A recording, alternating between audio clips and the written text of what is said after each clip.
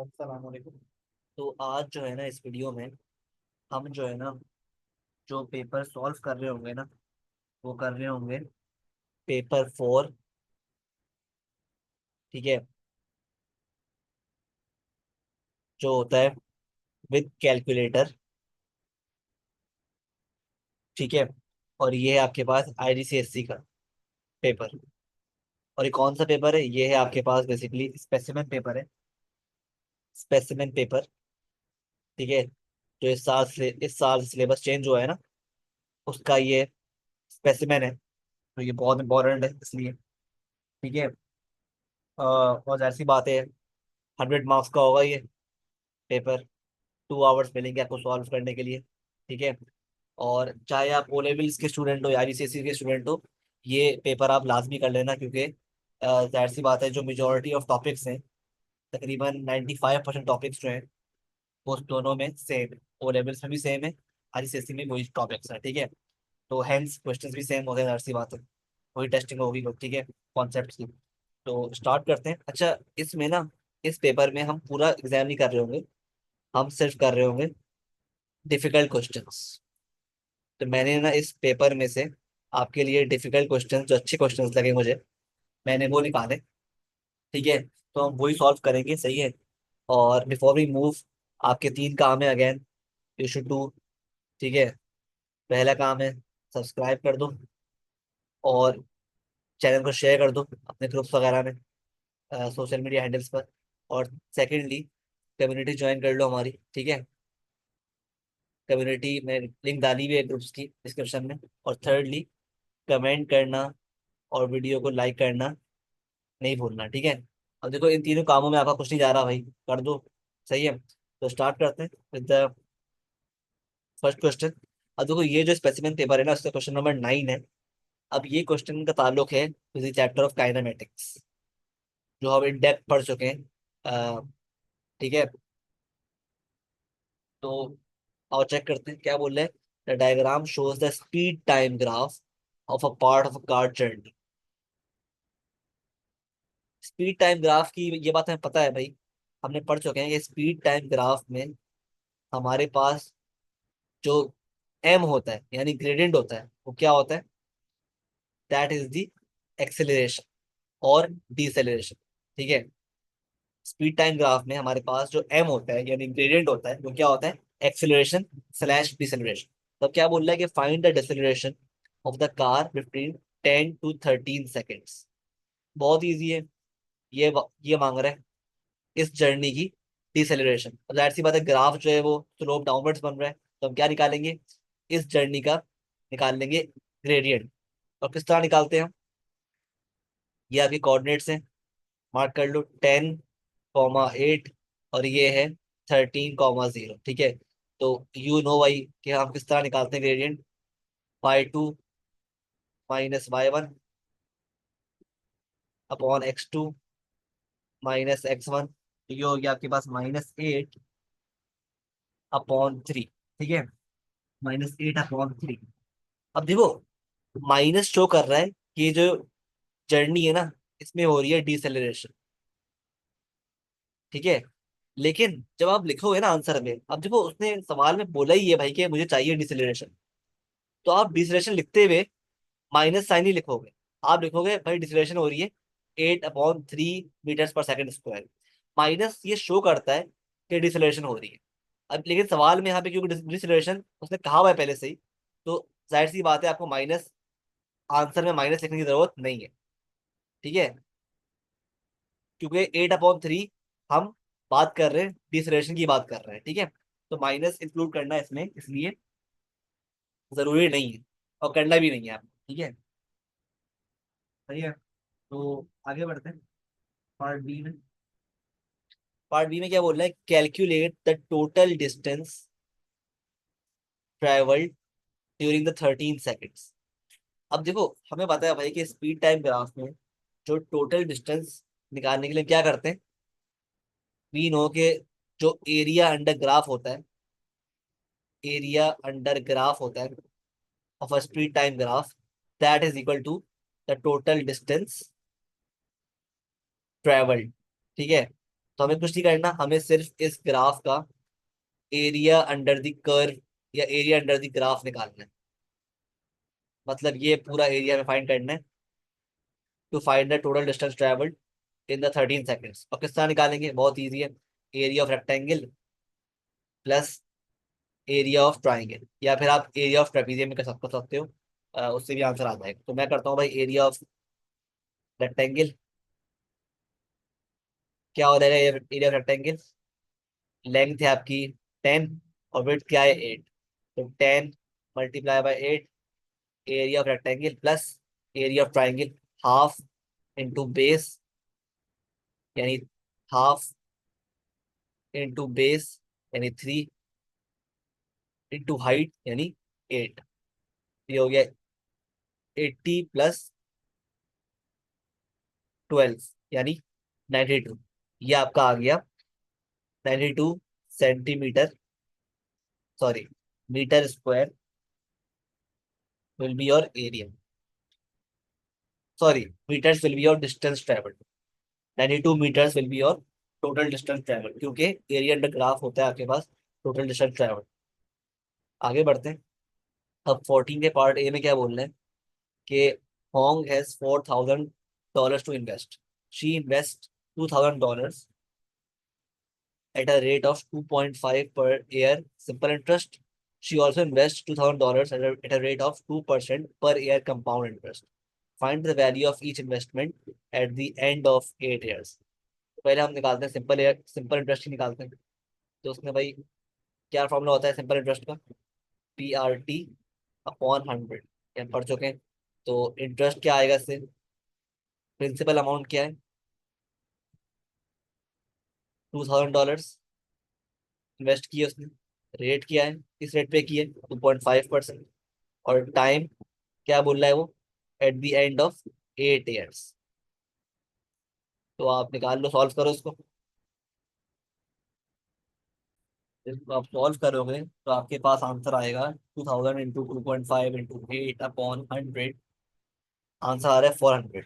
अब 400 ये इंटरेस्ट की अमाउंट है, सही है। तो जाहिर सी बात है, हम जो है सिंपल इंटरेस्ट से जब उसने इन्वेस्टमेंट की, तो by the end of 8 years उसकी अमाउंट कितनी हो जाएगी, ये उसकी अमाउंट हो जाएगी 2000 प्लस 400, यानी सिंपल इंटरेस्ट से उसकी अमाउंट हो जाएगी 2400। ठीक है, ये अमाउंट हो गई आफ्टर सिंपल इंटरेस्ट इन्वेस्टमेंट। अब बात करते हैं हम कंपाउंड इंटरेस्ट की। क्या फॉर्मूला है कंपाउंड इंटरेस्ट का, amount is equal to principal 1 plus R/100 की पावर n। तो अमाउंट निकालनी है हमें, फाइनल अमाउंट, और प्रिंसिपल अमाउंट दी हुई है 2000,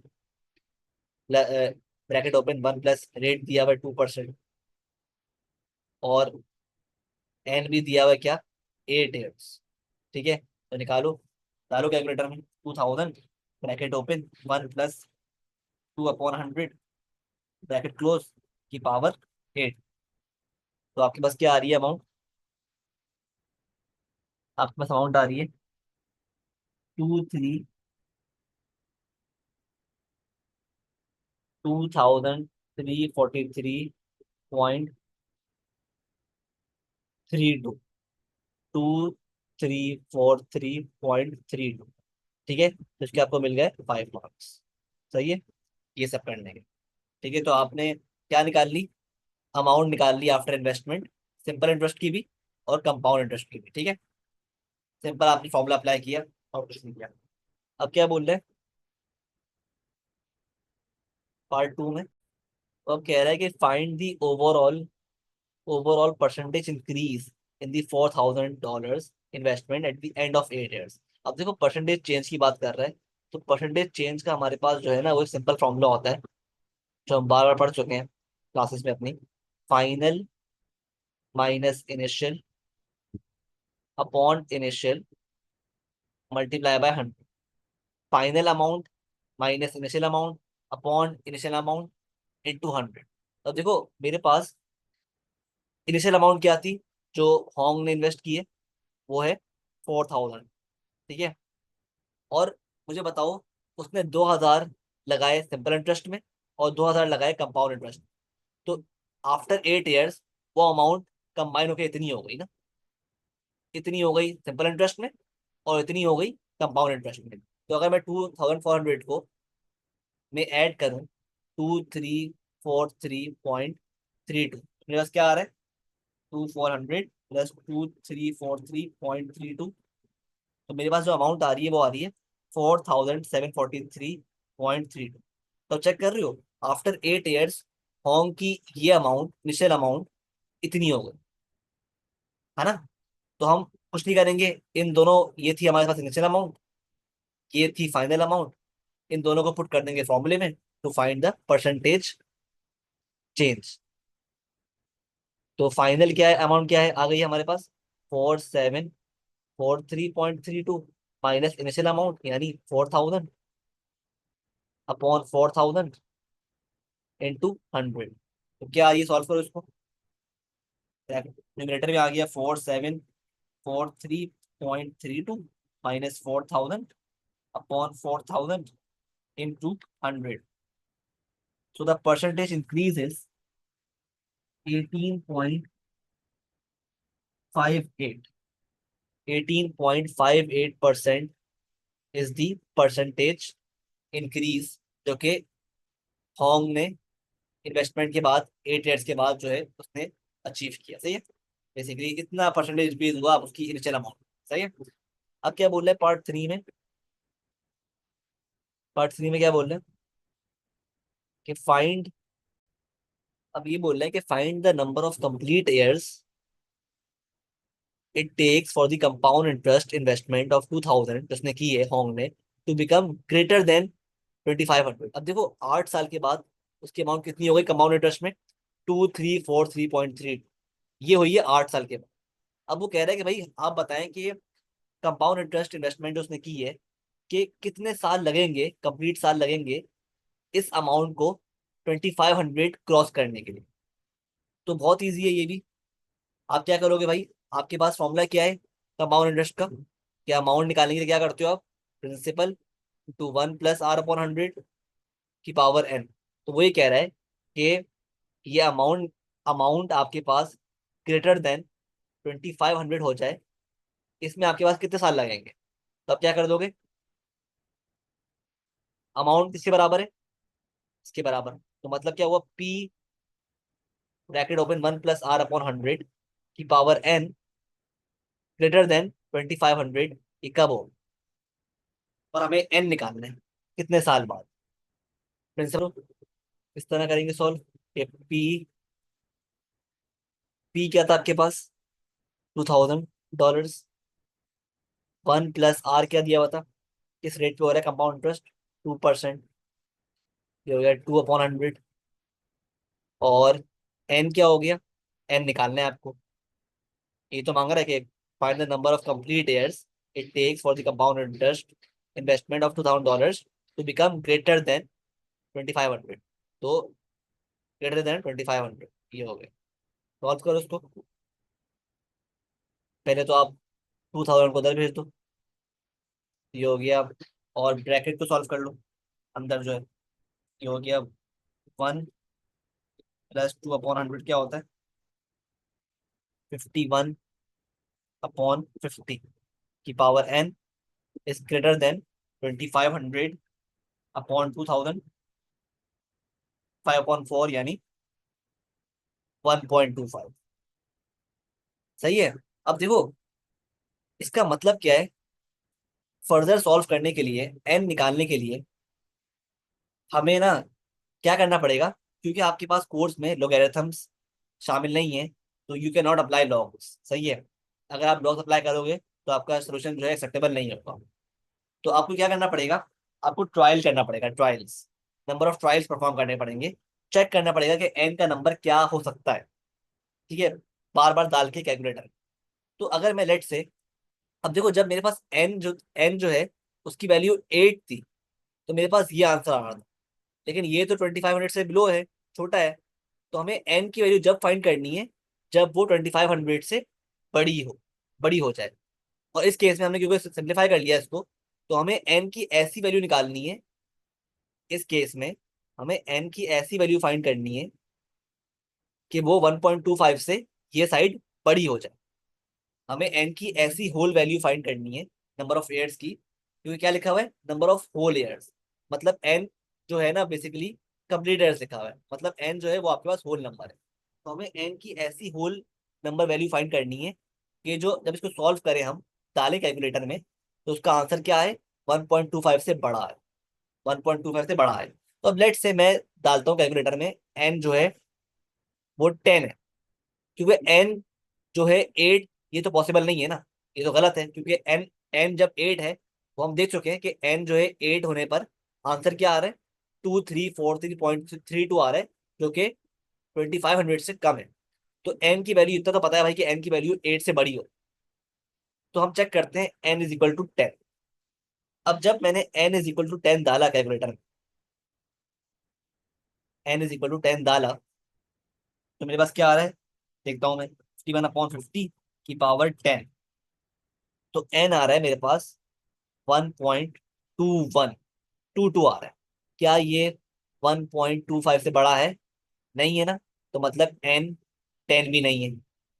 एक चेक कर लिया हमने। अब चेक करते हैं एन की वैल्यू जब 11 है, चेक करते हैं। अब जब एन की वैल्यू 11 है तो क्या आंसर आता है, 51/50 की पावर 11, ये आ रहा है मेरे पास 1.2524। अब जो करीब करीब आ गया, लेकिन अभी भी 1.24 1.25 से बड़ा नहीं है। इसका मतलब क्या हुआ कि एन 11 में नहीं है। अब हम चेक करते हैं एन इज इक्वल टू 12। जब एन हमारे पास 12 है, जब चेक कर लेते हैं, तो एन अगर 12 है मेरे पास, 51/50 की पावर 12, तो अब आंसर क्या आ रहा है, 51/50 की पावर 12। अब मेरे पास आंसर आ रहा है 1.268। मुझे बताओ क्या ये 1.25 से बड़ा है, हाँ बड़ा है। तो हेंस हमारे पास एन क्या होगा, n will be equal to 12, n will be equal to 12 complete years. तो इन 12 ईयर्स के बाद हमारी जो कंपाउंड इंटरेस्ट की इन्वेस्टमेंट है ना, वो बढ़ जाएगी 2500। क्लियर है। तो इस तरह हम एन निकालेंगे, by by applying trial and error. सही है, आई होप क्लियर है। ठीक है, अब आगे बढ़ते हैं।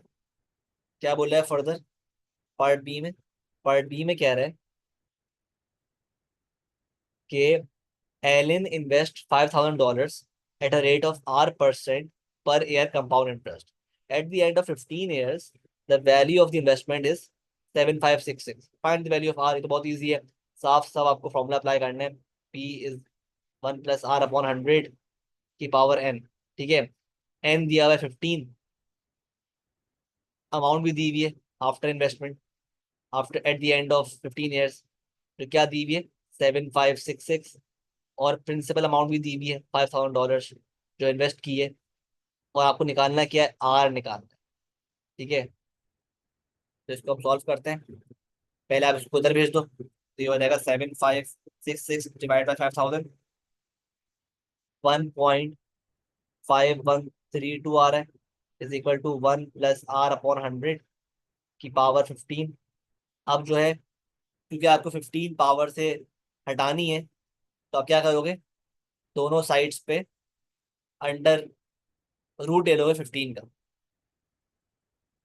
बोथ साइड्स का रूट ले लोगे 15 का। तो 15 से 15 कैंसिल हो गया, रूट, और यहाँ क्या बचा, आपने रूट ले लिया, तो ये हो गया 15 का रूट लिया आपने, और अंदर क्या है 1.5132, तो ये आ गया 1.028 इज इक्वल टू 1 + R/100। ठीक है, वन को उधर भेज दिया, तो 1.028 माइनस वन क्या होता है, 0.08028 इज इक्वल टू R/100। 100 को मल्टीप्लाई कर दिया, तो आर क्या हो गया, R will become 0.028 into 100, R आ गया आपके पास 2.8। 2.8% जो है आर की आपकी रेट आ गई है कंपाउंड इंटरेस्ट। आई होप ये क्वेश्चन भी क्लियर है। आगे बढ़ते हैं। इसमें क्या बोल रहे हैं, a solid metal cuboid has a volume of 600 centimetre cube. ठीक है। The base of the cuboid is 10 by 12। ठीक है। कैलकुलेट द हाइट, तो बहुत इजी है। आपके पास जो क्यूबॉइड है उसका वॉल्यूम का फॉर्मूला क्या होता है, length into breadth into height. Length और ब्रेड यानी ब्रेड दी हुई है, हाइट निकालनी है, वॉल्यूम भी दी हुई है। पुट कर दो फॉर्मूले में, 10 इंटू 12 इंटू हाइट। ठीक है। तो हाइट बराबर हो गई 600 डिवाइड बाई 10 इंटू 12, यानी height is equal to 5 centimetre. ठीक है। आई होप क्लियर है। ये था question number 6 of the specific. ठीक है। तो अब क्या बोल रहे हैं पार्ट बी में, the solid metal cube is melted. अब देखो, समझो गौर से क्वेश्चन। ये आपके पास क्यूब था, इसका वॉल्यूम ये था। ठीक है। ये क्यूब था, इसका वॉल्यूम आपके पास दिया हुआ है 600, ठीक है, सेंटीमीटर क्यूब। अब इसको उन्होंने मेल्ट किया, और इस वॉल्यूम को उन्होंने मेल्ट किया, और उससे बनाए 1120 स्फीयर्स। ठीक है। Each with radius 0.45 centimetre. Find the volume of metal not used in making these spheres. तो हमारे पास टोटल वॉल्यूम कितना कितना है जो मेल्ट हुआ है, 600। अब देखो, इस वॉल्यूम से उन्होंने 1120 स्फीयर्स बनाए विथ दिस रेडियस। तो पहले हम एक काम करते हैं, पहले हम हर स्फीयर का रेडी वॉल्यूम निकालते हैं। तो हमारे पास ये था स्फीयर, ये स्फीयर है, हर सबका रेडियस क्या है, 0.45 सेंटीमीटर। और आपको फॉर्मूला पता है स्फीयर का, के वॉल्यूम का क्या होता है, 4/3 पाई आर क्यूब। ठीक है। तो 4/3 पाई आर क्यूब क्या है, आर का दिया हुआ है 0.45। इसको आप डाल दो कैलकुलेटर में, तो आंसर क्या आ रहा है, 4/3 इंटू 0.45 क्यूब। आपके पास आंसर आ रहा है 0.1215 पाई। ये आ रहा है एक सिंगल स्फेयर का वॉल्यूम। तो अगर मुझे वॉल्यूम मालूम करना है 1120 स्फेयर्स का, मैं क्या करूंगा, 0.1215 यानी सिंगल स्फेयर के वॉल्यूम को 1120 से मल्टीप्लाई कर दूंगा। 0.1215 पाई को मल्टीप्लाई कर दूंगा 1120 से, to find the volume of all the 1120 spheres. अब देखो, आप खुद देख रहे हो, तो भाई आप खुद देख रहे हो कि इतना जो वॉल्यूम है वो इस्तेमाल हुआ है इन स्फेयर्स को बनाने में। और हमारे पास टोटल वॉल्यूम कितना था, 600। तो आप खुद देखो, फ्रॉम द टोटल 600 वॉल्यूम, हमारे पास सिर्फ और सिर्फ 427.508 वॉल्यूम है जो इस्तेमाल हुआ है स्फेयर्स के लिए। तो 600 माइनस 427.508 अगर मैं करूं, तो मेरे पास जो आंसर बचता है, ये वो वॉल्यूम है जो कहीं भी इस्तेमाल नहीं हुआ, जो स्फेयर्स बनाते वक्त इस्तेमाल नहीं हुआ। तो ये आपका आंसर है। ये तो मांग रहा है वो, कि find the volume of metal not used in making these spheres. वो कितना है, 172.5 कर दो। ठीक है। I hope clear. आगे बढ़ते हैं। अब क्या बोल रहे हैं,